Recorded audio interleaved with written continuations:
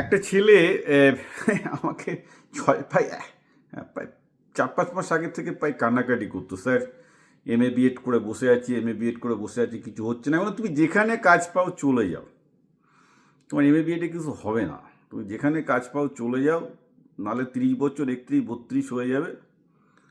তো কালকে লিখেছে যে স্যার খুব আনন্দের কথা, আমি একটা হসপিটালে কিছু একটা কাজ নিয়েছি, যেটা মানে ক্লাস 4 স্টাফ। আমি বলতে চাই না সে কী কাজ করছে, যাতে লোকের আরও যাতে ডিমোরালাইজ না হয় এমএ করাটা।